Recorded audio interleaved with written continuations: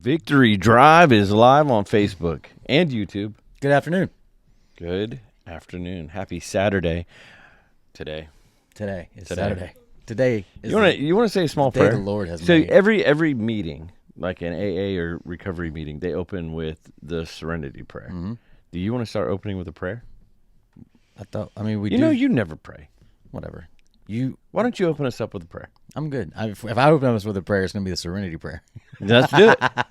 God, God, grant me the We're doing serenity. the whole thing. We're not doing the whole thing because I don't know the whole Not thing. the long one that I do at Victory Drive. I need the whole list. Just God, grant me the The serenity serenity to accept the things I cannot change, the courage to change the things I can, and the wisdom to know the difference. Amen. Taking this life one day at a time, as Jesus did, As not Jesus. as I would have I it. thought we weren't doing the long version. Yeah, that was not correct. Is that not? That was not. I skipped a bunch of stuff, mixed it up. But yeah, happy Saturday. What a day! You got a new. What did you do? A new certification at work? Yeah. Is going to result in a raise. Well, we'll see. I mean, I took a test today, and like I was telling you, I'm about 90-something% certain that I passed it. But, You took a test Who for knows? work. He did not take some kind of health exam or anything No. like that. It was a it was test. a test for work. But what happened when you pass it? What happens? What's the? So I'll get a raise, and I'll also get a bonus, like, instant. I don't know how much it'll be, but, $500. That's awesome, man. $800. Give me so. I remember years ago, and this had to be a long time ago, because I was married. Mm-hmm. You worked at Nova. I was married. Yeah. So we're talking like 10, 11 years ago. 13 years ago. 13 years ago. 2010. So 14 years ago now, but 2010 was. You got fired in 2010? Yeah. Okay. Wow. That is a long time ago. So, how many certifications or where were you in 2010 with Nova? Because I know you drove a Nova truck. I saw you a couple times. I don't know, 10-ish, double digits.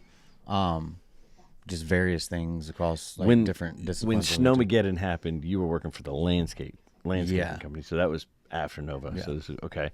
So how many times were you written up at Nova? Like how many times did you get in trouble? I wasn't. It just my work started to slip. What was what? Just so I was coming in. I always tell everybody you work in erosion. That's what I always say. So I was He coming works in in at erosion. 9:30, 10 o'clock, and leaving at 2 or 3. What And time whatever were you got supposed to be coming in? 8, leaving at 7, 8. Like you work today, like you work now. Yeah, Okay. I was supposed to. I mean, I still come in a little late today, but I stay until the job's done. Before, if it was 3 o'clock and I felt like I needed to leave because I had to go, I had to make it All the way to coming. Yeah, then I'm gonna leave, and they didn't like that. They didn't like that much. Some people say they didn't favor. Yeah. Some people say yeah. So your work slipped, and then how did that work with the license infractions when you started to get illegal issues? This is how much Nova? this company loved me. Is so when I got my first DUI, I was still working there, and I had to go tell them about it and all that stuff. And I was driving a company truck, and I was driving a company truck. You're on their insurance. They bought a separate insurance policy to put me on, just so they could keep me driving a truck. Enable you just so they can Just so they can enable me.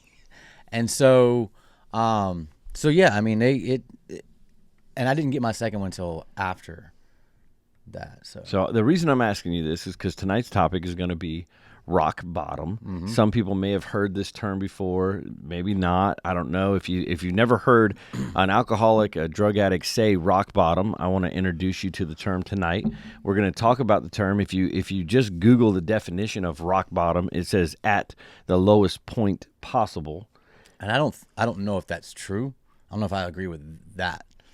Well, that's Possible. what I want to jump into tonight, because for some people, I think, who drive for a career, one infraction on their license of any kind can be. You mean like a DUI or not? Or speeding ticket. tickets too, yeah. If you get a super speeder in a construction zone, something like that could be a rock bottom for you. I don't know if you remember, we were friends and I drove for Uber and they fired me because I was on my way on vacation. I was driving to Florida and got a speeding ticket in a construction zone, and Uber fired me. It would not let me drive anymore.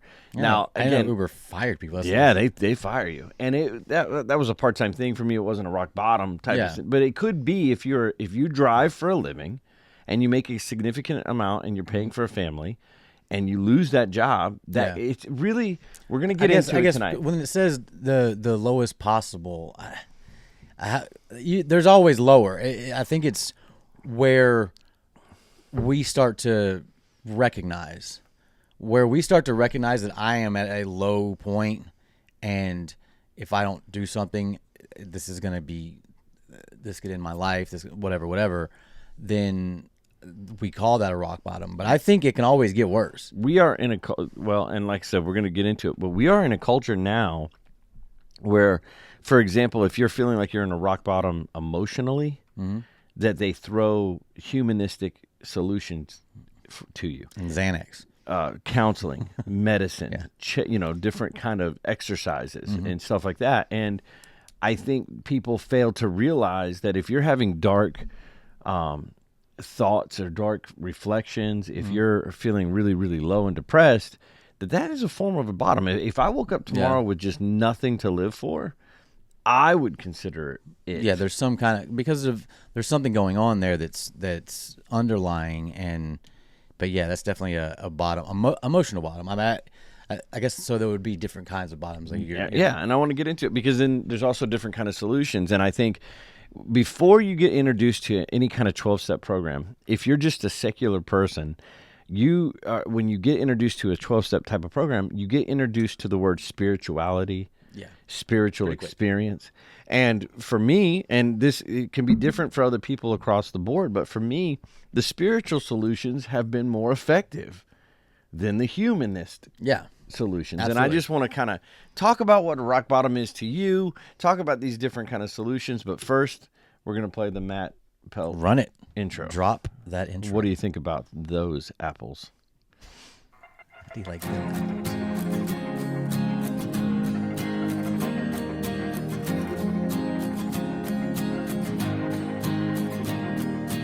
I see the enemy fall back, as you show your face, Lord. Hear our voices call back, call back. This is a call to war, Lord. We will not fail, we will prevail. This is our destiny. So light the morning with your glory, claim your victory. This is a call to battle. This is a call to battle. Blow the trumpet, shout in Zion. Gonna rise up like a lion, slay our enemy, destroy our giant. To you alone, stand defiant with all-consuming endless power. You alone are our strong tower. Every ember takes us higher. God, rise up like a fire, like a fire.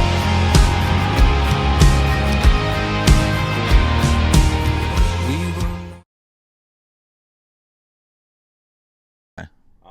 Okay, so we're back, and we're talking about rock bottoms tonight. I want to start first, the rock bottom. What is it? What are we talking about? I want to go through that, and I want to hit, like Josh said, there's a lot of different ways to view this. Now, Dave Ramsey has a financial plan. Yeah. Okay. Most of the people you meet when you join this and you start to work with it, you can work with it. Financial rock bottom. They really are. Yeah. I mean, you meet people. One thing, I'm 45 years old. I've never filed for bankruptcy before. I don't know what that's like. I've never had double digits in debt. Yeah. So I don't know. There's people that have triple. You know, I met a guy, man, before we go in, because we're talking about, when I first started this program, my sponsor was very big on figuring out any areas that I had places that were struggling. And so he had me go to a lot of different groups, from codependence to anger to sex addicts, to just all these different places. And you find out people have a lot of problems because of their addictions, and their addictions you can't imagine are real. I met men that were narcissistic, and so because of their personality disorder, they were seeking codependent people, mostly women, Yeah. but sometimes it would be family members, things like that that were codependent, and they spent money and resources to get things done. For these codependent people. To keep these codependent relationships. It's interesting. Did the codependent person benefit from all of the resources? Not one bit. But it still took this person. And what's funny about narcissism and narcissistic personality disorder is people really don't like they act like a narcissist is like an evil person. Yeah. But this is a personality disorder. Yeah. And you got to understand that sociopath is a disorder. Yeah, not every sociopath goes out and, becomes a serial killer. You know what I'm saying? But most serial killers are Good sociopaths. point, Yeah. Narcissism and sociopath does evil things to people. Yeah. But they are sick. They're spiritually sick, sick, and their humanness sick, right? And it's the same thing in codependency. So when I was in the coda, you start meeting people that will literally shovel money they don't have anymore. And it's not always just to a family member or a relationship. Some of these people do it to institutions. They will give everything they have from credit. They will take out loans. They will take out second mortgages to give to institutions. Like institutions like churches, doctors, any kind of thing that you could give money to, people that feed the poor, all that kind of stuff that would take donations. And a lot of these times, these systems aren't a narcissistic player that's playing these codependent people. It's just these codependent people this out. get it into their mind that they need, and it gives them purpose. It gives them purpose, and that's really what we're talking about here. Right? Yeah, I mean, especially with codependent people, like that's their purpose is taking care of these people or whatever it is that is their thing. But yeah, codependent people feel like they have a purpose through this when, I mean, we all know we have a purpose through God. And but I will say this, and I think you and I stopped being friends at about this season in my life, when there was a season in my life where I was running around constantly picking up large amounts of marijuana. Okay, which you knew me, and we were pretty close at that in that season. That season started to shift during in that circle, we all pontificated that in Florida there was a big bust, and a lot of marijuana got so it went dry, confiscated, and in Atlanta went dry. During that time, I had a friend, or it was a friend of my cousin or whatever, who was close to me, and he dealt with cocaine, and he needed weed, and that's where my bridge started to happen. When you switch from marijuana into the cocaine life, people are much more aggressive for that drug. Yeah, because there's a different addiction there. Yeah, for sure. And it just is what it is. Now, I had marijuana heads calling me in the middle of the night. I did have situations like that. Could we call them potheads? Potheads, marijuana heads just doesn't even sound right. Whatever you want to call them. It's been a long time since I know I've what that smoked weed or meant. talked about it. You said it. But they were aggressive, but not like that. I had one guy who was pretty successful that bought weed from me all the time give me a large lecture because I didn't feel like going to where he was to bring weed to him, and he did so. If you're running a bit, and he gave me this long. That's how they were aggressive. They were aggressive in the sense of get me my weed. Yeah, what is wrong with you? I can't go the whole night. You're a weed dealer. I am a weed smoker. This relationship, that's how this progresses. Bring me my stuff. Yeah. With cocaine, it's a little different. Get it? Yeah. And they get very people that are addicted to coke and crack can get very aggressive over small amounts. Yeah. $20 and $50 worth can make people react badly. If you sell dope in a bar, the people that are in the bar can become very aggressive over the quality, and you get more aggression. And I'm saying all this to say, there's so many different rock bottoms in different places, right? And as you could imagine, when you start getting into different things, you start facing new dangers. And the rock bottoms start to take on new... it's a myriad. You said rock bottom. Well, how bad could it get? You're dead? Is rock bottom the lowest point possible? Yeah, it's a... And I guess the reason... Because when we talk about rock bottom, people don't understand, like, my rock bottom different from your rock bottom. So if you're looking at it and you say it's the lowest point you could possibly be at, and you have a friend, let's say you're in active addiction, but you have a friend who's in active addiction who is just so much worse than you. You know what I'm saying? We love those. All addicts look for someone who's a little worse They're than so we much are. worse off than them, and you're like, that person should be at their rock bottom, but that's not my rock bottom. I'm not there yet, so it's not my rock bottom. And so it's very, it's very subjective to what like you're. And even death. You said, well, the lowest point possible, and I said losing your license when your job is to drive, and you said, well, that's not the lowest point possible. Okay, well, let's go lower. What's lower than that? Losing your wife because of the then your kids don't talk to you, and then now you got health problems, and it keeps getting lower, right? Now I could pass away right now and have people come and mourn me and say positive things about me, or I could pass away dealing dope, stealing from people, and have a sad, dark way of passing. Some people who would say nice things. There's about levels you, to that. But a bunch of people who would say some pretty. There's bad rock things bottoms to death. There's rock bottoms to having to go to an institution. There's rock bottoms to being divorced. There's rock bottoms to rock bottoms. You can't say death because right now, like if I passed away right now, I wouldn't consider it a rock bottom. No, you know what I'm saying? No, yeah, it'd be a different type. But of if you're completely in it, if you had passed I'm drunk away driving, and I crashed my car during and died, that season when you were kind of shuffling and jiving and constantly making moves to make all of us think that you were okay, and you had passed away, it would have been a shock to many. Yeah. Some of us may have been disconnected from you relationally. It just a whole lot of mess can happen. So I say all that to outline this. I met people that would literally rob for prostitution. What do you mean? What do you mean for prostitution? I have met people in my walk to go buy that a prostitute. would rob because the guy was making $180,000 a year when he began his lust addiction, and now he's been fired because he's got sexual harassment. He's been arrested for sexual crimes, and he doesn't make a living, and he can't get a real job. They're letting him work, part-time somewhere at a mom and pop place, but he's still addicted to prostitution. That didn't go away. So he's breaking into people's homes. He's stealing from family members so that he can still... Really? Yeah, I have seen things. This one guy, we didn't even really believe him.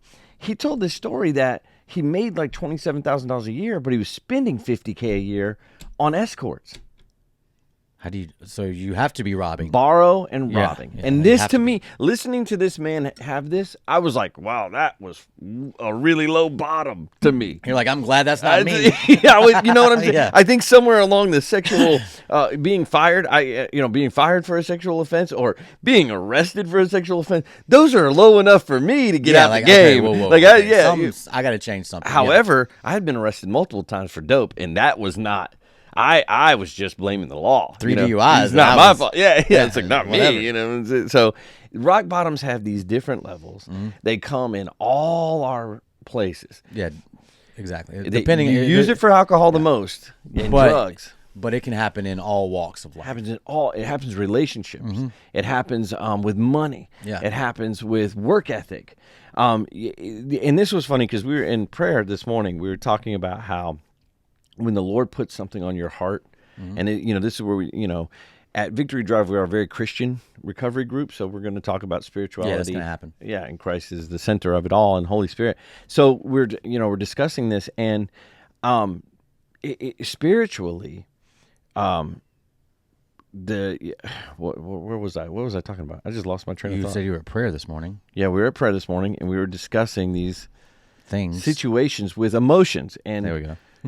Emotional bottoms, right? And I got him back. Yeah, so we're praying with someone, we're talking to them, and they're telling us that they're in these deep, dark places. Now, the Lord can put something on your heart. The Holy Spirit can speak to your heart and say, hey, start a ministry. Start writing daily. Start a blog. Go live, like what we're doing here, right? The Lord can put something on your heart to start setting out to do. Yeah. And then all of a sudden, every time it's time to work on it, you get exhausted.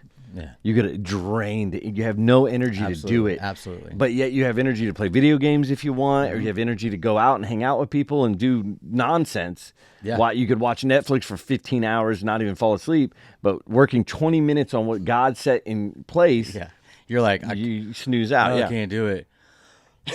So, yeah, it happens a lot. Like today, like I'm pretty tired today. I haven't gotten a lot of sleep, but But you took the test, and I'm proud of you. We got prayer tonight, and I'm like seriously debating not going.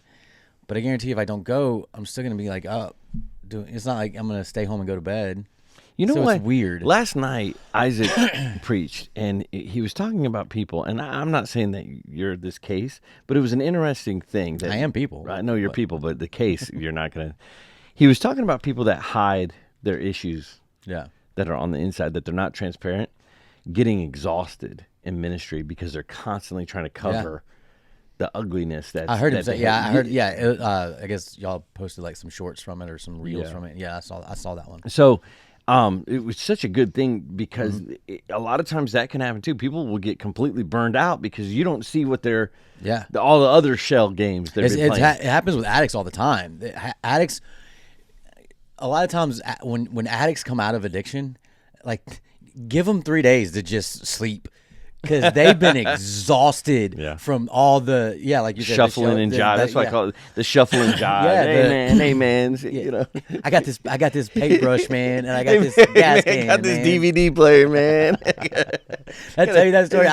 I was picking up weed one time. We actually passed the building where I'm talking about when we went to 2019 at this building, and I'm sitting in the car and I'm waiting on the guy who's going in because he knows somebody. And this guy comes up to me, this crackhead comes up to me, and he had a paintbrush, a gas can, and I still can't remember what the third thing was. But they were all, just 3 random things trying to sell them to me, and I'm like, what am I going to do with a gas can? I'm like a 16, 17-year-old little white boy from the suburbs. Like, well, I don't need any of this stuff. What am I going to do? Yeah. And I mean, and then, so that's there's a lot of levels to a rock bottom. And a lot of people will feel a certain way. I think if you pulled my driving record, hey, Jeff, you would say that I would start not speeding because this thing keeps going. Yeah. If I go up to the DMV to print my report out, it's like you could go take lunch. It's like a 5.5 minute thing where you're like, take lunch, come back, and you're watching the paper like fold over and come up and fold over. I think I over. told you that. Bro, I thought this was expunged. I thought you said if I dealt with it before court, it wouldn't be there. When I got my second DUI, when I met my lawyer at court, when I originally talked to him, he was very optimistic about some things, blah, blah, blah, and I met him at court. He's like, well, I don't know how this is going to go because you have all, and he opened up this manila folder. It's like a manifest. It was just a manifesto of my speeding tickets and stuff. He's like, with all this, I don't know if I could get you off as much as I thought that we might be able to, yada yada. So yeah, but I never, still to this day, I still speed pretty regularly, but I do it with Christian music playing, and I think that God protects me. I try to find all the different ways I can manipulate. But I'll say this: the reason I'm saying all these things is you might be in your life looking into another person's life and thinking they have had to have enough by now. Mm-hmm.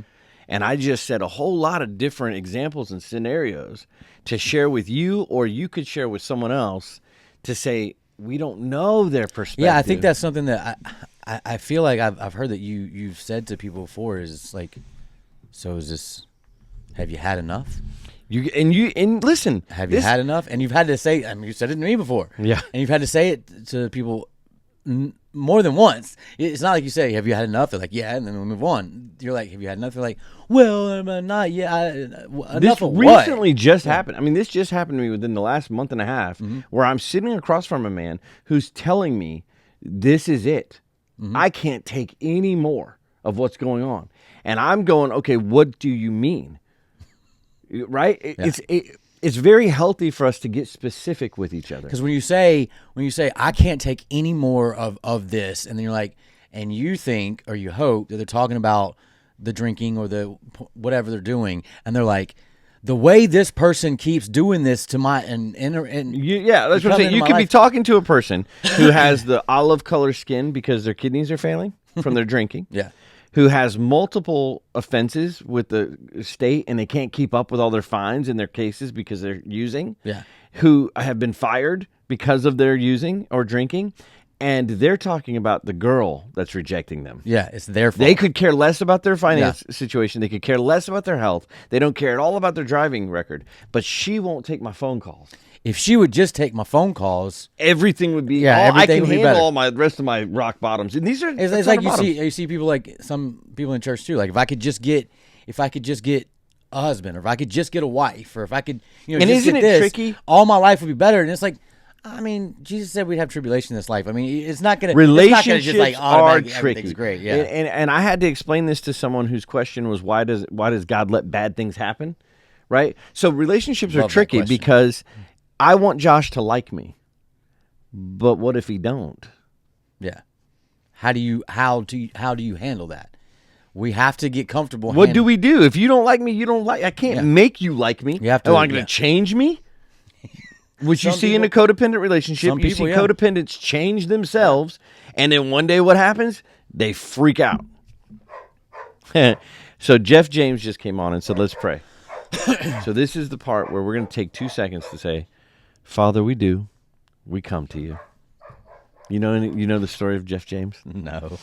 But yeah, so there's all these different places. So I have to say, what do you mean? Because if you mean a relationship, that's tricky. She might be rejecting you for a number of reasons that have nothing to do with this. She might have all those issues herself. She may not even know a lot of the stuff that you're doing. She's rejecting you because she doesn't. She's like, a human and wants the best for herself. Doesn't like the hair on your back. I don't know.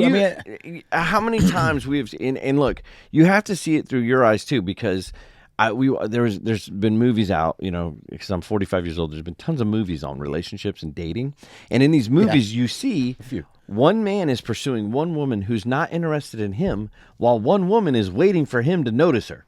Yeah. Because you got to see this from all views. Mm-hmm. For every time you're rejected in a relationship aspect, you're rejecting someone as well. Most people, yeah. Yeah, and this hurts, right? Mm-hmm. Now, I know it's a minor hurt, and I use this as an example, and maybe this is a bad example, but if I want you to come and support me at a engagement of some sort, and you flake on me, it hurts my feelings. Yeah. But should God come down and protect me from that by forcing you to do something that... No. And that's what relationships are. Exactly. And that's why you see witchcraft in teenagers, right? You see the zodiac sign, you see astrology, you see them talking about this stuff. You see them pulling hairs and burning pictures. It's a way to, the astrology and everything, it's a way to explain things away. Is what I see of a lot of it is. Explain your own behavior away, explain other people's behavior away so that you can still be interested in them, or you can completely cut them off or whatever. Yeah. But because...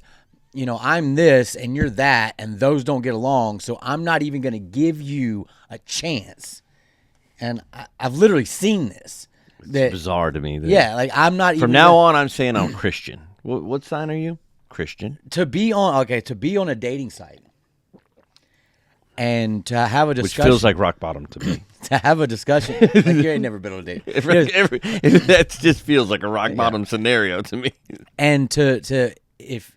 you start talking to someone of the opposite sex, and they, within the first few things, you ask them what their sign is, and they say this, and you say, well, I'm this, and I don't think, and then you don't even respond to them now. You go, that's not going to work. That's not going to work. I'm an Aries. And then you completely stop talking to them altogether, and it's like, now, what just happened? Just a little sidebar, just for fun, just to do it.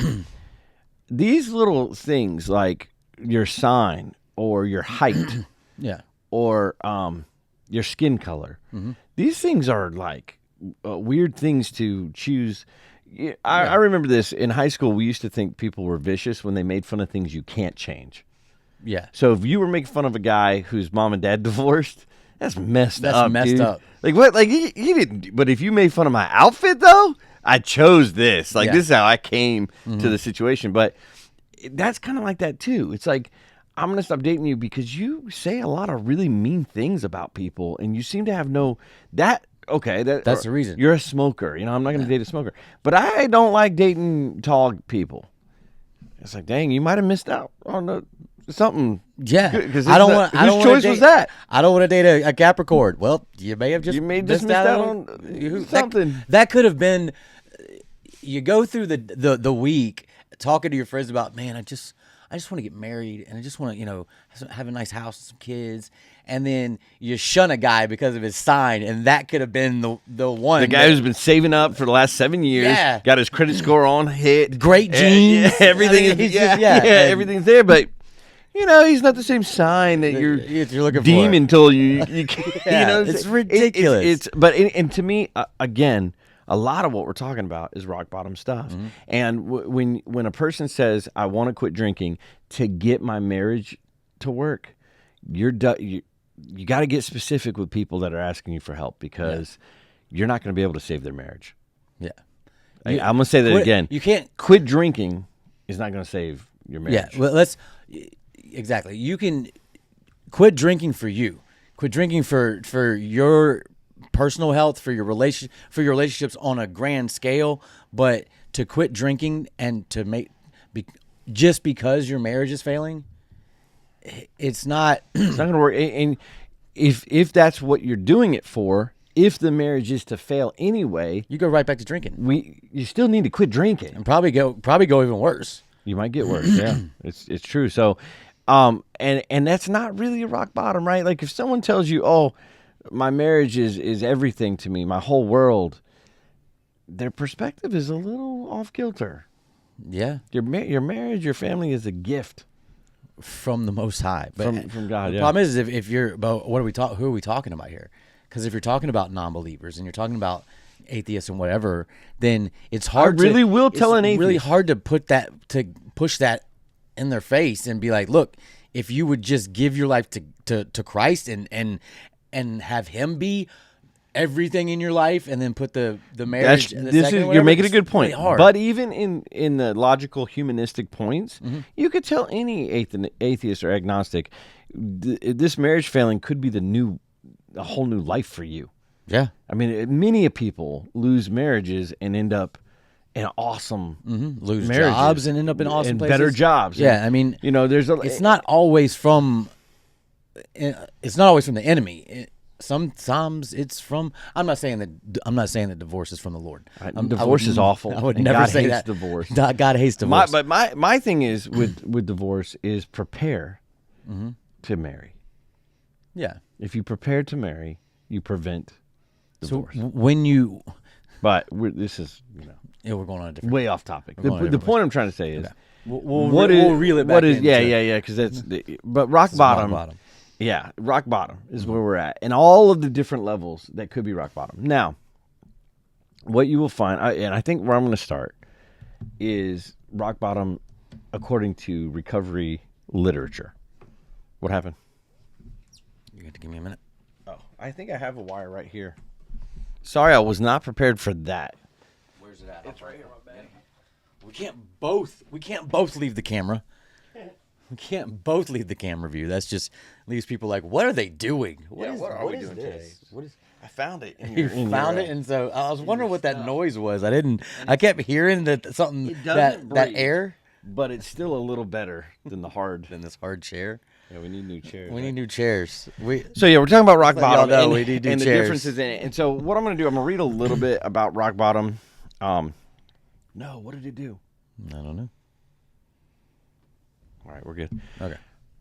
Everybody with us? We're good? Yeah, okay, we're good. I see us right there. Oh, man, we really fumbled that whole thing around. It just went to 20%, and I was like, uh-oh, we can't have this phone die. That phone can die. I don't care, but this phone can die. Every battery in this place can die except for that phone. Yeah. So we're going to go. I'm going to look up some rock bottom in some recovery literature and talk about basically what we try to do. I'm going to say as Christians is we try to prevent people from hitting a bottom. It's called enabling. And I want to get into that. I also want to say, if you are in a place where you feel like things are bad, so it's consequential. So I was telling about this little story about a month and a half ago. You get somebody sits across from you. They say, "Hey, everything sucks. What are you talking about?" "Well, my relationship's failing." Then you start talking more and more. "Well, my health is bad. This, and this." consequences are sure tell signs that our behavior is becoming a problem. Yeah, and you're starting to see the bottom. You know what I'm saying? It's starting to come at you really, really fast. And I think you said something about we try to keep people from their bottom, and I think it does them a huge disservice, in my opinion, because now you've made their bottom even worse. You know what I'm saying? Yeah. If you're keeping somebody from the bottom that they were about to hit, now they have another bottom that they're about to hit, and it has to be worse than the one that you just saved them from. Yeah, and then some people don't. If we're there constantly patting every place that they're about to skin their knees or hurt themselves, we're giving them a false reality of the dangers. Yeah. Again, you hear people say things like, if you look at a young child, they have a lot of confidence to jump up on high things and stuff because they've never fell before. But if you keep catching them, you prevent them from understanding what the road is really like. You can't keep preventing people from. It's like when I used to go when we were a kid. When I was a kid, for every birthday in the family, we went to a hibachi restaurant. Yeah. And I'm sure everybody's been to a hibachi restaurant. You sit there and they turn this big giant hot, basically flat grill on, and it gets really hot.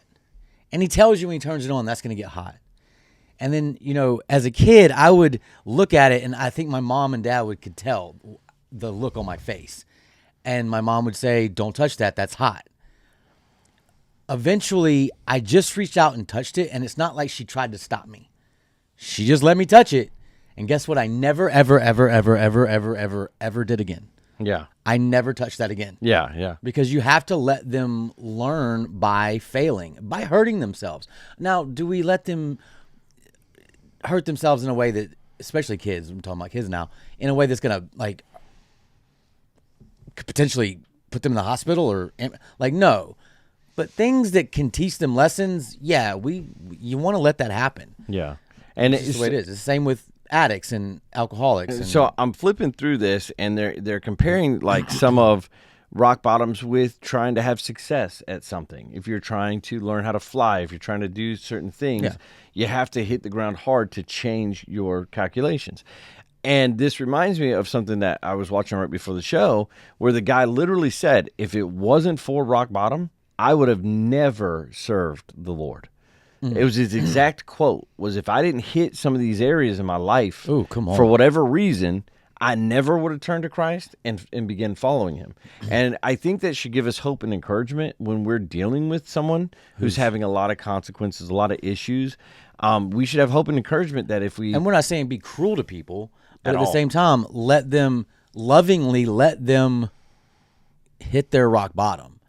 Because the sooner you let them hit their rock bottom, the softer it's going to be, and the quicker they can come out. Yeah. Again, if you continue to pad it for them, it's when all that padding gets ripped away because now something happens that you're not around for or whatever, and that ground hurts and that bottom hurts to a point that they weren't ready for at all, and it could do significant damage to their psyche and stuff like that. So let them lovingly. Let people hit the bottom that you see coming for them. This is one of the literature says right here.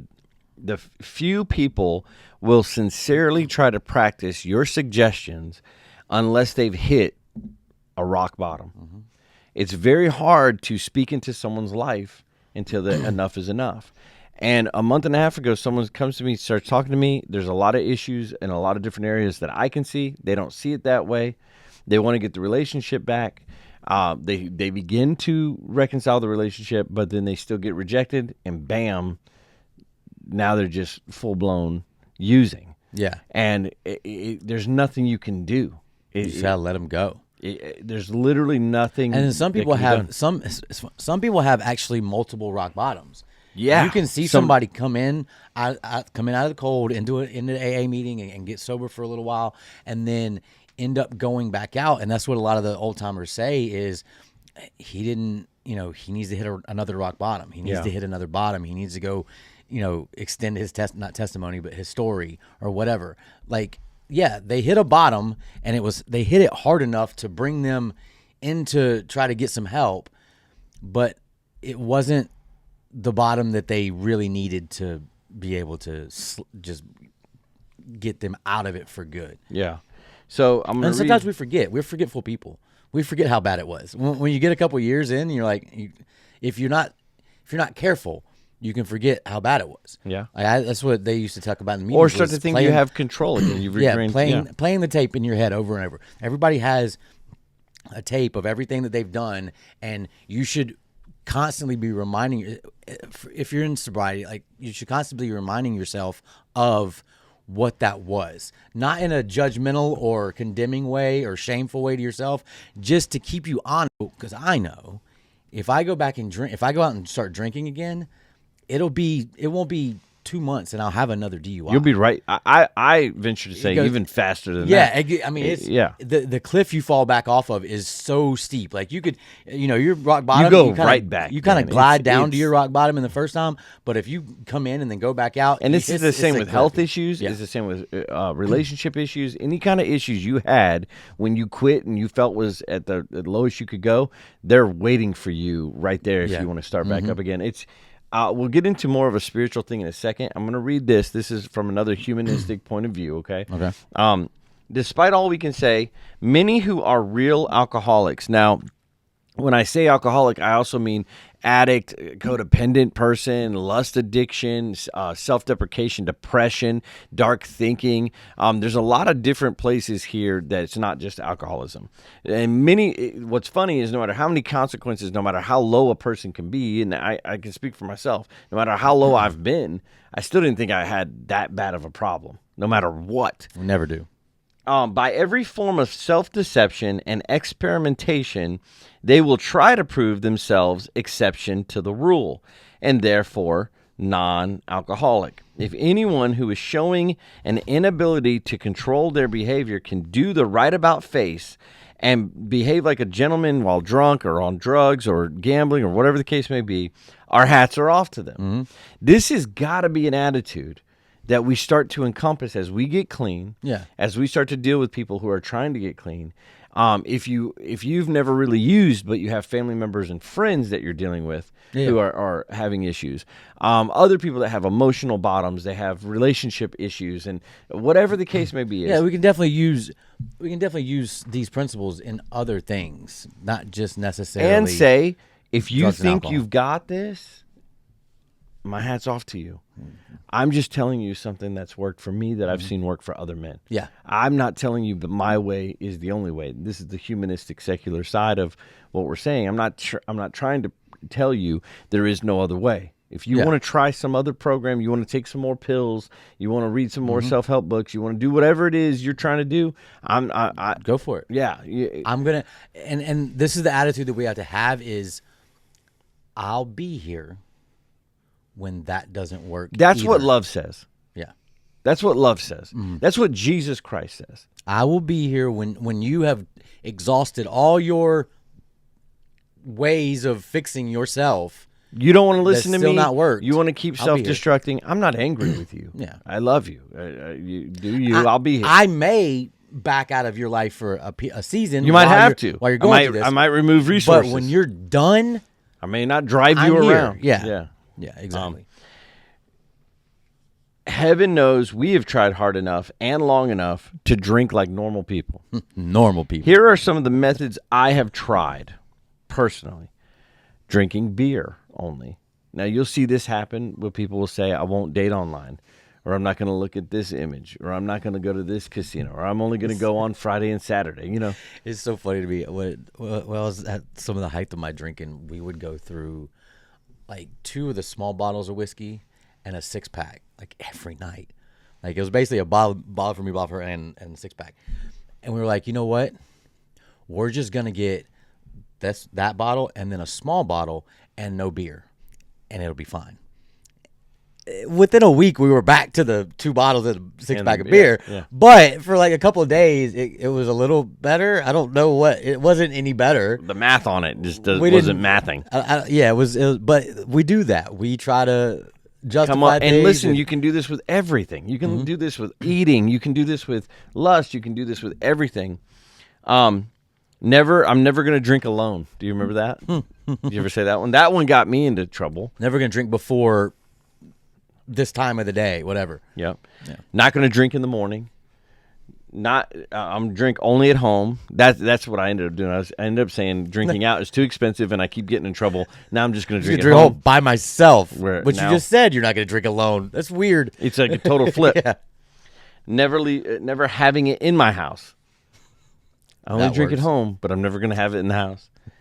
Never drinking during business hours, drinking only at parties, switching from scotch to brandy, drinking only natural wine, agreeing to resign if I'm drunk on my job, taking a trip, not taking a trip, swear it off forever with or without a solemn oath, taking more physical exercise, reading inspirational books, going to health farms and sanitariums, accepting voluntary commitment to asylums. Do you know what we can happens? increase this list to infinity? Do you know what happens when you do? Because I did this.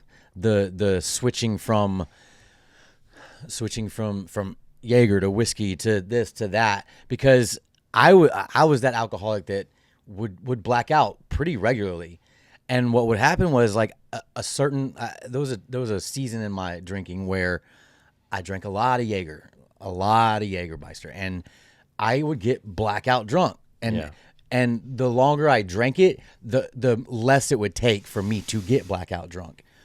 And I was like, I got to stop drinking this. So I switched over to whiskey, and I quit getting blackout drunk for a while. Yeah. And then all of a sudden, I started to get blackout drunk off of whiskey as well. And it got to where less and less whiskey it took to get me blackout drunk. Yeah. And so I would switch to, just beer for a while. Eventually, start I'm getting getting blackout drunk on just beer. It's your body starts to just go back to what it's going to do. And so, yeah, but you try we try everything, man, to say everything's fine. I don't have a problem. See, look at me. I could do this and be fine, and it doesn't work. I never went 12 days. Yeah. So Yeah. So, this is some rock bottom stuff. Now, Jeff George said, I used to say, I'll never have a drink if I feel like I need a drink. and then when you have a drink, you tell you didn't yourself, need it. I don't need this. I No. just want it. Yeah, I totally get that. So some of the points that if you continue to read some of the literature is with people who want to relapse, They're going we let them. Yeah. And a lot of people take this hard. I've had a family member call me before, very concerned, and I said, you have to let them.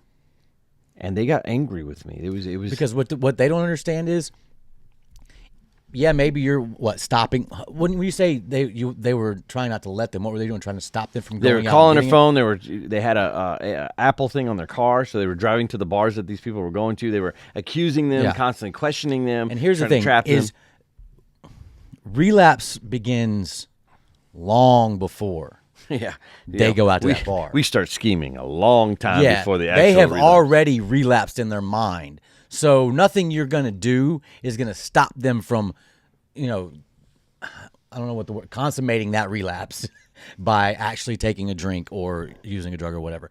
So you got to just let them. It sucks. Like you don't want to hear. Nobody wants to hear that. Yeah. But yeah, you got to just let them. And then they go, and it's funny because let them and watch how fast they hit that rock bottom again. And then you had enough again. You had enough. Yeah. Yeah. Yeah. I mean, So now I'm going to turn to rock bottom ideas in the Bible. in the Bible. I'm going to go to the New Testament with it because I think the New Testament has instruction for us. And I want to discuss it. I want to talk about it. I don't want it to sound harsh or mean.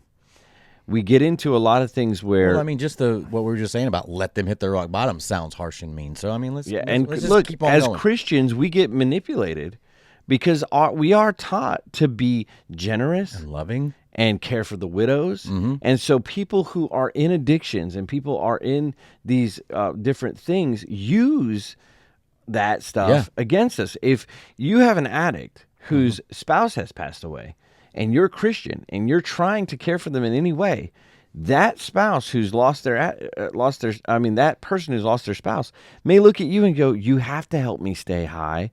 I'm a widow. I'm grieving. I'm this, I'm that. And it's like, I'm in poverty. I have no job. I'm sick. I'm unhealthy. They And may you're even- supposed to be And they may not even Christian. say you're supposed to keep getting me high, but just Well, you're that's- supposed to continue to give me money and help me let out. me be clear. If someone is not, that was my joke. I just did my Joe Biden impression, folks. Let me be clear. Let me be clear. It's not a joke. I was just arrested. It's not a joke. It's not a joke. Whatever. Anyways, all right. So, let me be clear. If you're dealing with someone who is saying they don't have an issue with what you believe they have an issue with, they're asking you to keep them high. Yeah. Does that make sense? Mm-hmm. If someone is coming to you saying, I need $500 to get through next month, and you say to them, okay, are you working? And they say, yes. And you say, how much are you making? And they give you a number. And you say, how much are your bills? And they give you a number. And you say, okay, you need to cut some things out. And they go, no, I don't. You are enabling them. In some way. In some way. If they will not allow you to teach them to fish, if they will not allow you to help them out of this situation, if they are in denial about how bad the situation is, you're only Enabling them. And they're asking you to stay sick. They're help. saying, can you please... Can you help me stay sick? If I go to the doctor because I have a pain in my lower area, in my lower back, and I walk into the doctor's office and I say, I have some swelling. And he says, well, what does it feel like when I do this? And it hurts. And I say, no, I'm good. I'm asking the doctor, can I keep my, I want to stay sick. Yeah. And if the doctor finds out that I've got issues with my kidney and he says, you need to drink more water or you need to take these sodium, or I don't know what they do because I don't have any health issues. But if I did and they were giving me some ideas to get better and I just wanted to go, I'm not doing that. Yeah. I'm asking the doctor, can I please just stay sick? Can I keep just drinking Cokes and energy drinks and sweet tea, baby? Beer. Yeah. If someone tells you a kidney stone comes from sweet tea and you're like, I don't think so. You're saying, can I please keep my tea? Yeah. I just want to keep my sweet tea. And that's the same thing if you're dealing with somebody who's an addict or they've got consequences from bad relationship after listen, guys, relationships can be addictions. Yeah. And I'm talking to you if you're bouncing from relationships right now. If either A, you don't get out of the current relationship before you get into a new relationship, or the minute you get out of this new current relationship, you get into a new relationship, you may have. There's so many. This relationship thing is so. Listen, if you get out of a relationship and it's so bad that you're having a hard time sleeping, eating, going to work, focusing, being a good friend to people, doing your normal life stuff. Don't get into another relationship for a while. It's going to end the same way. And you're just covering it up. Yeah. If you get out of this relationship and all of a sudden you're thinking about 3 other relationships before this one, don't get into another. Abstain for a while. You try that single season for a bit. Try a single season. So in 2 Timothy chapter 2, I'm going to drop down all the way down to verse 24. And it says, and the Lord's servant must not be quarrelsome, be kind to everyone, able to teach, patiently enduring evil. And then 25 says, correcting his opponents with gentleness. God may perhaps grant them, your opponents, repentance leading to knowledge of the truth. Verse 26, and they may come to their senses and escape from the snare of the devil after being captured by him to do his will. When we see someone struggling in any type of overwhelming addiction, and I'm talking, guys, unfortunately, I'm talking about depression and this stuff too, any kind of self-sabotage, all these things that people are doing, they are doing the devil's will. Yeah. Because none of those things come from the Father. And I get it. It's hard to tell somebody who's a non-believer. Yeah. But there is good and evil. There is no gray area. And if your life is spiraling into an unhealthy place in all these areas, that's not the devil's. You're just doing the devil's will. That's not day. from you're lying the to Lord. Get here. You're stealing to get there. Your health is bad. You're ruining relationships. I'm not saying that a couple of those things aren't that didn't come from the Lord to try to push you back on the right path or get you out of something or whatever. But the overall the life you're leading is not God's will. Yeah. for your life at all. And the way Paul wrote Timothy here, he says, correcting your opponents with gentleness, because your opponents aren't the people. Yeah. Your opponents are spiritual matters.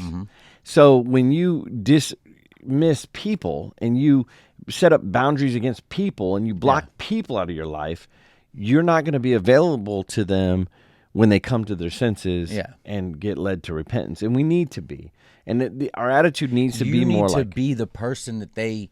When they come to their senses, you need to be the person or one of the people that they want to come talk to. You don't want to have treated them in a way to where they think that if they come talk to you, you're going to be like, see, I told you, and if you'd have just listened to me and all this kind of stuff, nobody wants to come to you now. And what if you're the only one?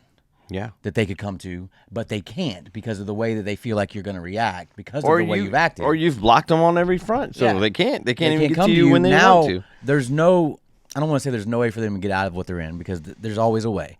But and sometimes people feel like, how could I ever be forgiven for this? Yeah. And you need to be there to say, I forgive you for this. I forgive you this. And it gives them encouragement and hope to other people will forgive them. Let me tell you what I've been forgiven of. Yeah, amen. Yeah. I mean, that's where our testimonies come in greatly, is for people who are going through these things.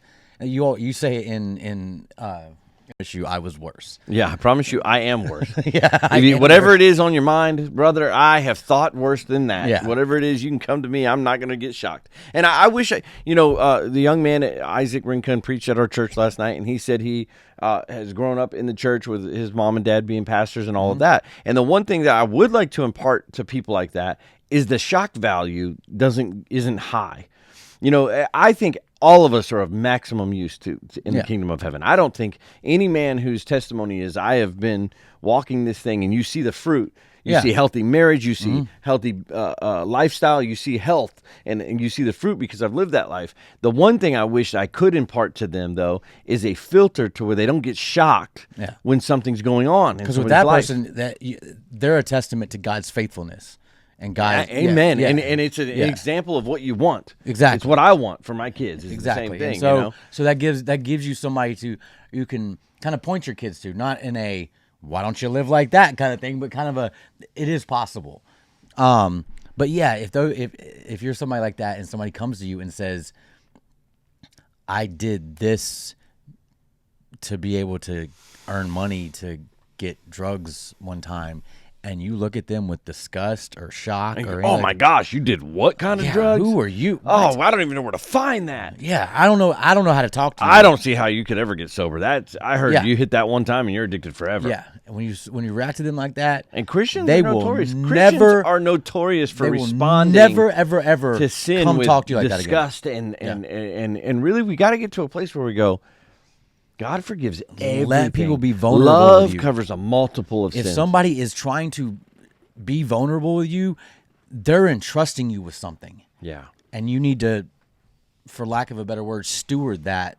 I'm telling you, if a man comes to you and he's trying to overcome a big sexual sin, you need to realize you've also had some sexual lustful things at some point. If a woman comes to you and they're trying to overcome manipulating their spouse and anger and tantrums, you got to realize you've done that. You've done these things. Like, even if you're the perfect of the perfect, you've tried to manipulate God and bare minimum. Bare minimum. Bare minimum. We have all tried to manipulate God at some point. So in 1 Corinthians chapter 5, Paul's dealing with a man who's got a sexual relationship with his mother-in-law. Okay. He says, it's actually reported that there is sexual immorality among you, and of a kind that is not tolerated even among the pagans, for a man and his father's wife, and you are arrogant. Ought you not rather to mourn? Let him who has done this be removed from you. So these are small things. If we're dealing with people who are in unrepentant sin, like Jeff just said, sin is sin, unrepentant sin, or we're dealing with people that are dealing with heavy addictions that are starting to now hurt our lifestyles because we're having to deal with them. This is, number one, mourn for this situation. Maybe separate yourself and your resources a good bit. In any translation, does it specifically say stepmother or his father's wife? It says in this translation. But His father's wife is not, I mean, so you're saying that if it was his actual mother, it would have said his actual mother. his own father's wife in the easy. I don't see where it's. I don't know. I feel like that can be Hey, changed we're gonna stay here for a second. because it says In KJV, it says that one should have his father's wife. What are you looking for? I'm just wondering if it's like because it says things that are not even tolerated by the pagans, and to me that sounds more like a sleeping with your own mother kind of thing. It does not say that he's sleeping with his own mother anywhere. But I'm saying, but it doesn't call. All right, here it is. Right, It doesn't say in the NLT. I am told that a man in your church is living in sin with his stepmother. Okay, there we go. Okay, Is that what you were looking for? I was looking to see if it actually said stepmother in the translation. Okay. All right, now I'm going back to my English standard. Oh, so I've got you on the ESV now, huh? Have you gotten away from your NLT or you? No, I still read the NLT at home and stuff. Okay. I have the NLT as my hard copy like that, and I'll probably never get rid of that. Why would I? But in my right now in this season of my life, in my online, I'm easy. I'm English standard version right now. Not the easy. Not the easy. English. I do. standard I do. version. I keep mixing them. I do jump over the easy every now and then, and I look at It's the fun way to read it. And look, and I'm like, wait a minute, that. I gonna feel be like it honest. softens. I feel like the easy kind of if you're, softens things up a little bit. I'm going to sometimes, tell you though. this: if you're preaching or teaching a thing that the Lord's put on your heart, jumping around different, Yeah, absolutely. it helps you get the point across. I mean, Yeah. it is what it is, all right, so I'm going to keep reading it. Let him who has done this be removed from among you. So there are solutions here. Now, am I necessarily saying that you should end the relationship because of these things? Not necessarily. However, when raising children, I've seen this a million times, and maybe you've used this or you've seen it. I've seen parents say to kids, if you keep acting that way, you're not going to get dinner. That is not good. One, because you're certainly going to feed this kid dinner. You're not going to withhold dinner from the child. Yeah, so continuing to say things that you aren't going to be able to ever follow through with it's unhealthy. You're not teaching them anything. Maybe the first couple times you do it, but all it takes for them is to continue to defy you one time and realize And that you you still feed them because you're you gonna- got to feed your kid. Yeah, It is- and they're gonna be like, wait a it's minute. bizarre that you would even. you can never use it again because they're just like, you're gonna feed me, it's fine. Yeah. Until unless one time you actually don't feed them, which that's kind of cruel, but bizarre. Yeah, I mean, it's a little bizarre. If you don't feed your kid, it's fine. Kids they're resilient, but it's a little bizarre. It's a bizarre if you don't way. feed your kids, it's fine. One meal. We're One talking meal. one One meal. meal. We're not talking Now, about on the don't feed your flip kids. side, you see this too. If you keep doing blah, blah, blah, I'm going to take your tablet. Mm-hmm. And they keep doing blah, blah, blah. You remove said tablet, but then you get annoyed because now you must entertain the kid Yeah. again. Because why do tablets exist, ladies and gentlemen? Because we don't want to entertain our kids. Because it gave us something, it gave us a break from entertaining the kids. So you return the tablet to them because you don't want to entertain them. And again, now we can if do you're this. not ready to do what it takes to enforce your punishment or whatever or your consequences, then don't make them consequences. Yeah. And this goes for your relationships. This goes for your It children. happened with me. This- When I was 16, 15 or 16, 17, my parents would take my keys away and then not want to drive me to the places I needed to go. It was the big. If you ask my they daughter, would give me my keys You ask back. my daughter, ladies and gentlemen, I have a story. Her name is Brianna. She's at Marlowe's right now. You can drive to Marlowe's, sit down with her, and she will tell you this story. I took her car away for 6 months. So guess who had to drive her to cheer and work for 6 months? Your wife. Yeah, I was not married at the time. Oh, okay. So it was this me. is after, yeah. You get my point, though. You have to do it. Yeah. You got, and you know what? It's part of the deal, right? And I think this, someone said to me, because now I'm raising the puppy, and he's a German Shepherd. Wait. I want to hear about the video game and the circular saw. I mean, how do we get to hear about that? I guess so we got to ask Brandon. Actually, no, Jeff, I want you Well, to tell Brandon us. is gone, He's overseas or and wherever. yeah, and Ashley, I hardly ever see Ashley. So we need you to explain in the chat that you brought this up, as you know, we're never going to be able to ask them. And inquiring minds want to know about the video game and the circular saw. So you're going to have to write it. Is it kind of like you've seen the video, right? Where the dad gets all his son's video games out into the yard and then mows over them? No. Oh, man. You've never seen a child, I don't know, maybe 18, 19-year-old kid just completely lose his mind. I mean, it's worth hundreds of dollars, but is it worth hundreds of dollars to you as the parent? Were you the one who bought all these games? Maybe not. Yeah. I guess you could get to a point where you're like, you know what? Parent, I don't care if I did spend $600 on these. I'm running. I was about to say, if I'm the parent and I spent $600 on these video games and you won't do anything in your life because of them, yeah, I don't care. Well, I mean, I don't know if I'm running them over with I get it. But I'll take them to GameStop. So we're giving you time, Jeff, with the delay and everything else, to write this out. Yeah, in the chat. We'll move on to what you did with the circular saw and the video game. I'm assuming it's something like that. Yeah.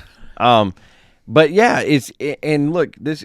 So you removed from among you. Then verse 3. For though absent in body, I am present in spirit, and as if in present, I have already pronounced judgment on the one who did such a thing. When you are assembled in the name of Lord Jesus, and my spirit is present, with the power of our Lord Jesus, you are to deliver this man to Satan for the destruction of his flesh, so that his spirit may be saved by the day of the Lord. On. And this is a throwback, a callback to Jesus saying, if you can't control your hand or your eye, get rid of it. Cut it off. Let Satan have these people. Let these people hit a rock bottom. Yeah. And it sounds harsh. It does, but when you say it like that, it sounds real harsh. Give them over to Satan.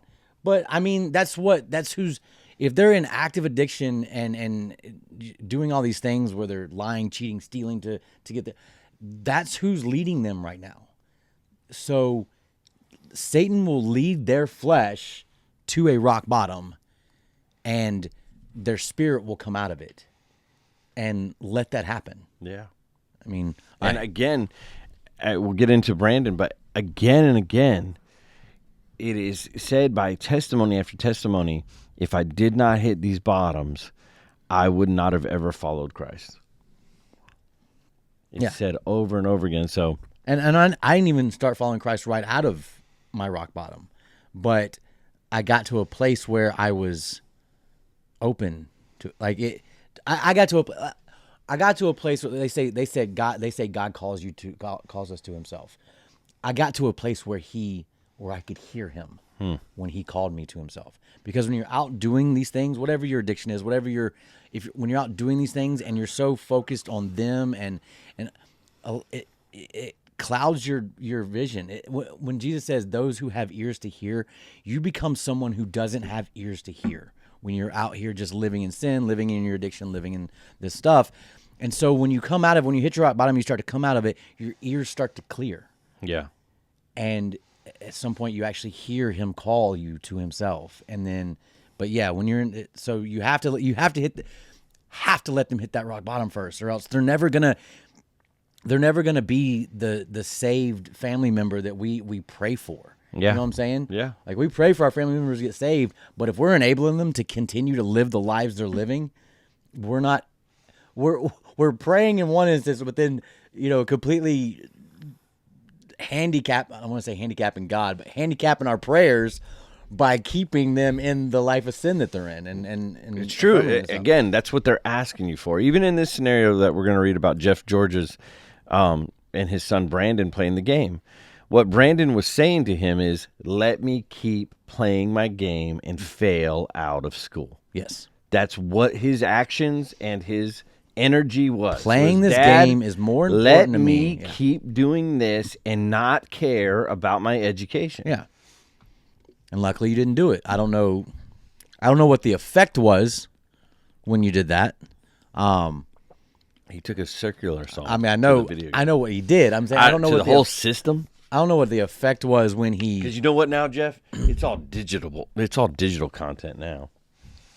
Yeah, you don't. Yeah, you can't cut. There's no game to cut in half. You got to destroy the system. So I hope, and then Jeff's statement here, he says, when I hit rock bottom, I cried out to God to help truly change me. I remember it like it was yesterday. Rock bottom can be a healthy place for people. I'm sorry What do they say? that they can hit fentanyl. I'm sorry that they The can thing end up about with rock, prison the time. thing or about rock 25 bottom years. is you end up on your knees, Yeah. and there's only one place Yeah. to look, and that's up. And so, yeah, that's exactly what it is. We're letting them get to a point where the only thing that they can turn to is the Lord. Praise the Lord.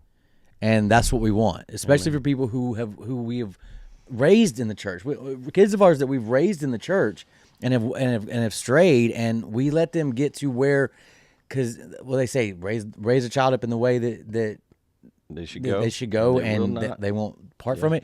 It doesn't mean they won't, stray, but they won't fully depart from it. When they hit that rock bottom, they know where to turn to, and so you got to give them the opportunity to turn to that. Yeah.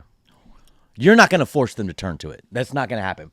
I don't care how strong we are. I don't care whatever. We're not going to force our loved ones into the kingdom of heaven. Yeah.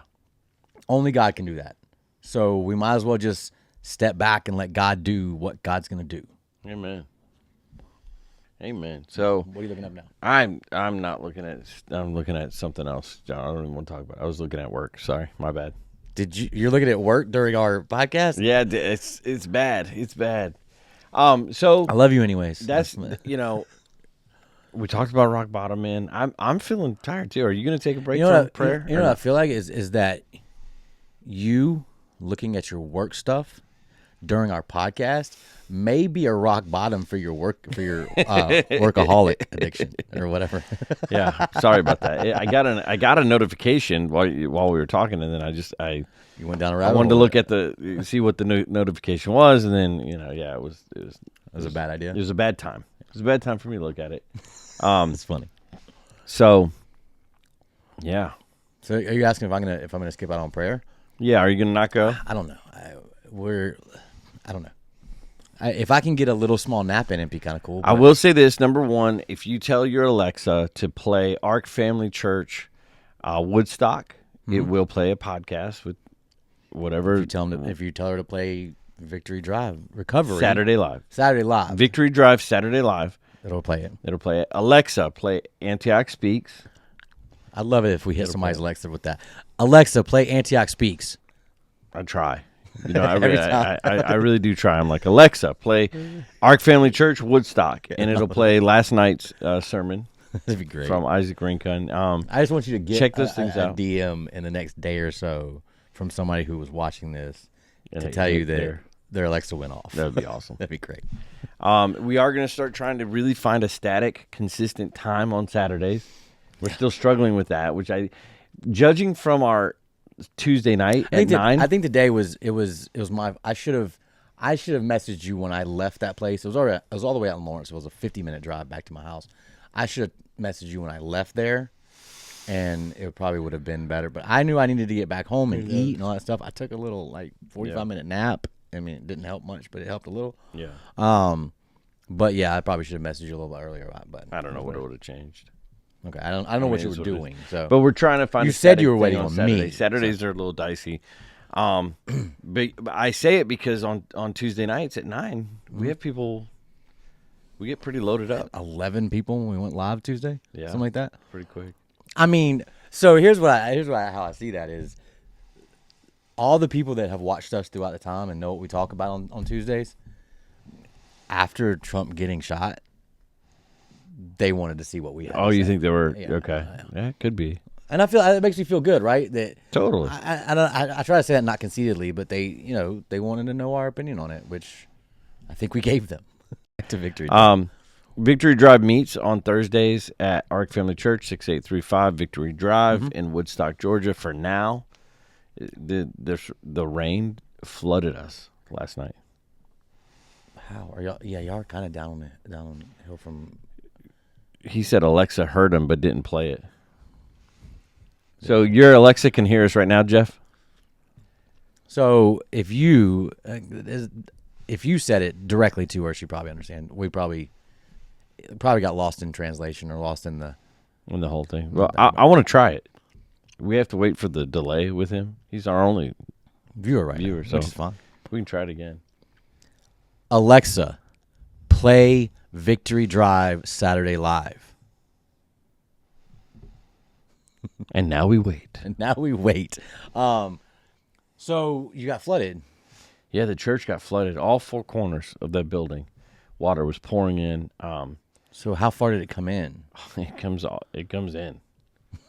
Like did it meet up? No, Or you just have, like, but, I mean, four corners Yeah, down. I mean, it didn't meet up, but it wanted to. It stopped raining, Yeah, but it's supposed to rain all this week. Yeah, if So it rains all Victory this Drive- week, it may meet So up. are you gonna vision? Are you gonna? Okay, You're gonna put me on, Let's you're gonna keep. put me let- on blast on the Wait, the let's keep podcast? trying. Look, it said I couldn't find that. Alexa, play Victory Drive Recovery Live. It popped up. Did you see the video I posted? Yeah. I posted a video of it, Jeff, and it popped right up. Yeah, you said it and it popped right up. Anyways, Anyway, so tomorrow, are you coming tomorrow morning? yes, Okay, so Logan and I you and and Logan are Jordan coming. are coming. Okay, good. I can't. What? I can't. I'm serving at ARC tomorrow. Oh, I can't. oh yeah, Sunday morning. I'm serving tomorrow, next weekend, and the weekend after at ARC. So why did you say you could and then you like, it just hit you? Yeah, Like, just then? Yeah, something's happened. So, yeah, so they went out of town, and then the guy who usually does Sundays is working, and it's just this So whole. they just asked you. Yes, I think Friday. Do you think Logan will still come? He wants to. I know he wants to. Yeah, Well, yeah, he's more than welcome. but he just got NCAA on PlayStation 5. So he may play that all Dude, day tomorrow. I'm telling you, this game is. If I had any money, you know what I'm saying. Is it that good? I don't Have you ever played Madden? You never played Madden? Not. Yeah, I mean, at a friend's house a little bit. Let me tell you this. I was never a video game guy. I really wasn't. graduated. I mean, I like Zelda, like the original Zelda. Yeah, I love it. I play But- Zelda all day long. I graduated 1996 from Cuyahoga Falls High School. Mm-hmm. I could download on NCAA 15. I could download the roster of my senior year Really, football team. football team. That's cool. Yeah, so you play your. I don't know about this one. So I haven't now played you this can, one. but you can imagine. I don't know. I mean, they were telling me. Logan was kind of telling me how it goes. It sounds different, but it still sounds really fun. You dude. could download like the You join. the little league team from. This is frustrating me, Jeff. I don't know why she's saying that because we are there. Hold on, Alexa, play Antioch Speaks. I can't do it there. Is that what it's called? Yeah, Just Victory Antioch Drive. Speaks? I know it's Victory Drive Saturday Live on Amazon. I don't. It's. So whatever. I know. It's We're gonna get her. We're gonna get her, Jeff. yeah, tonight. We're gonna get somebody's. It's going to happen before we leave.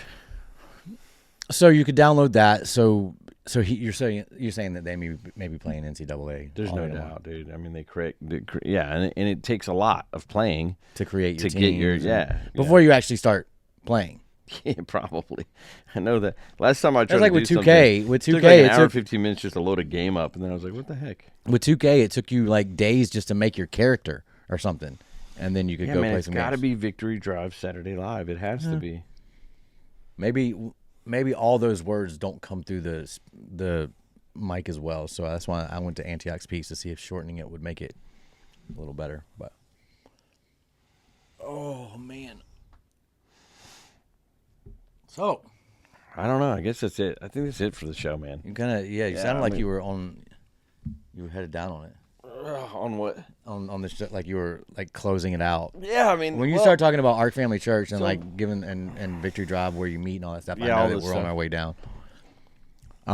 She found Antioch Speaks. You should ask her, Jeff, to play Victory Drive Saturday Live. She'll play it. Yeah, she'll play it. I know she will. But also, Ark Family Church Woodstock. Is the other one, another yeah, a yeah. podcast. You just started that like the past it's week or got- two, right? Right. It's just the sermons from Yeah. Ark. But I think I'm going to start doing like a Love Is study. I've got a Love Is study. Yeah. I think I'm going to start putting it on there. Okay.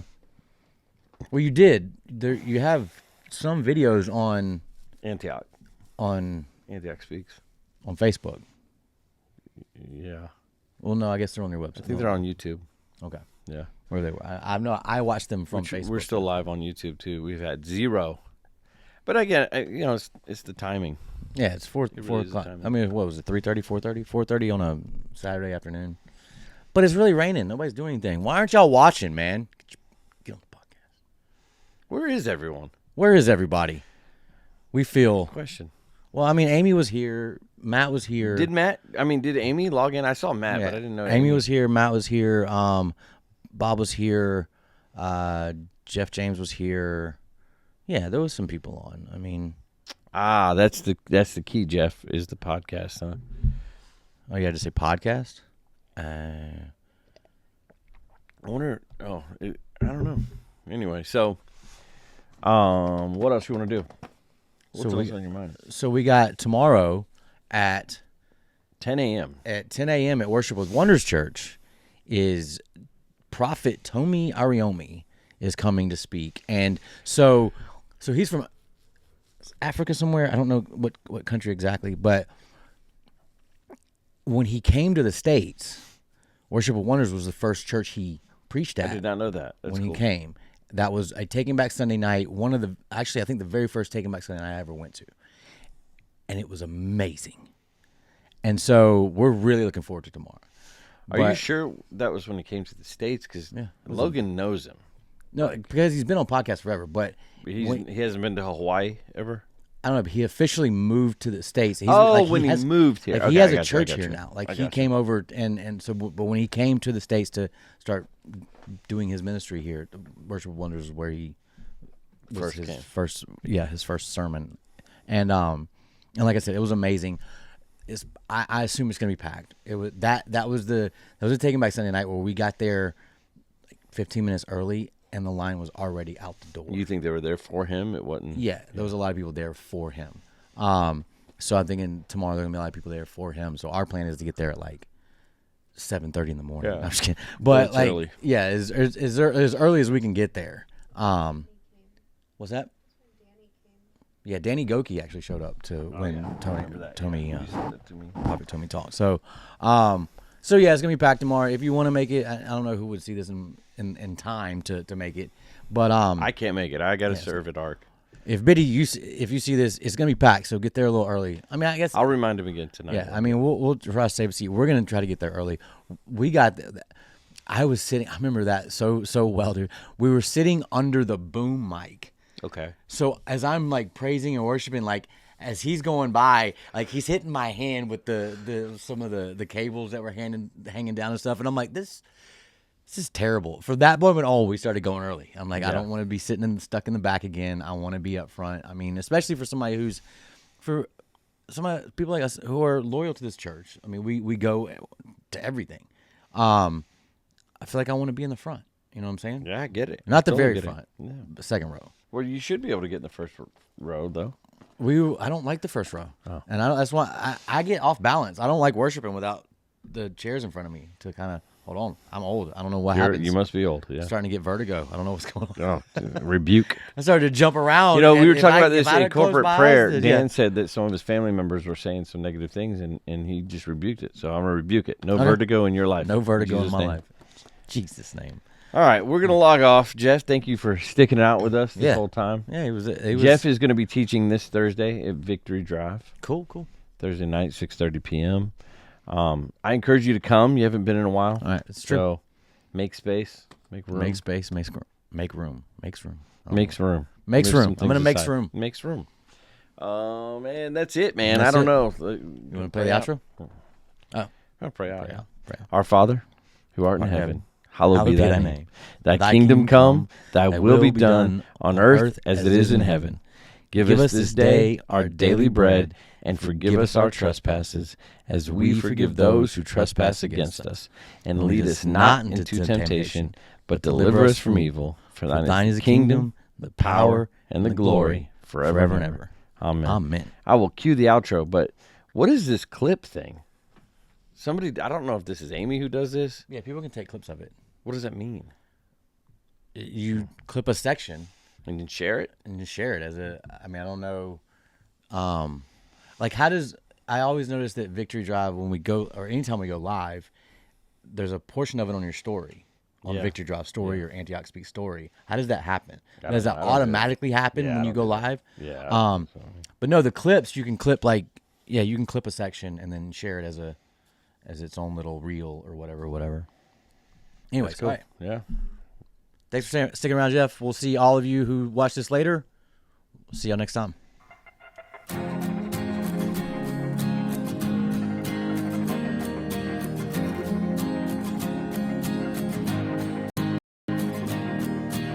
I see the enemy fall back, as you show your face, Lord. Hear our voices call back, call back.